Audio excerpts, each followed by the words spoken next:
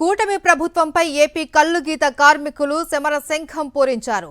Belt షాపులు తొలగించి నీరా కేఫ్లు ఏర్పాటు చేసే వరకు పోరాడాలి అని నిర్ణయించారు. బెజవాడలో నిర్వహించిన రౌండ్ టేబుల్ సమావేశంలో భవిష్యత్తు కార్యాచరణ ప్రకటించారు. కూటమి సర్కారు అధికారంలోకి వచ్చిన నాటి నుంచి గీత కార్మికుల్ని పట్టించుకోవడం లేదు అని నేతలు ఆరోపించారు.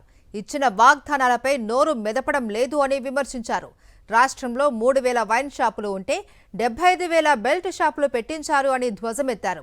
స్పిరిట్తో తయారు చేసిన కల్తీ మద్యాన్ని గోవా యానం అక్రమ లిక్కర్ను అమ్ముతూ ఉన్నారని ఫైర్ అయ్యారు.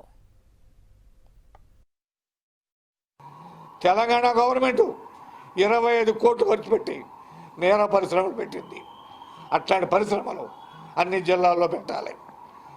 ప్రమాదాలు నివారించేందుకు మోకులు ఇవ్వాలి, సేఫ్టీ మోకులు. అదేవిధంగా ప్రమాదంలో చనిపోయిన వాళ్ళకి దహన సంస్కారాలకు 50,000, వైద్య ఖర్చులు 30,000 ఇవ్వాలి.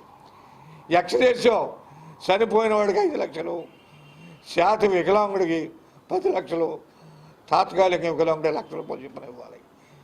ఈ సమస్యలన్నీ పరిష్కరించే వరకు ఇతర ప్రజా సంఘాల మద్దతు తీసుకొని ఉవ్వెత్తున ఈ ప్రభుత్వంపై సమరశంకరం పూరిస్తాం.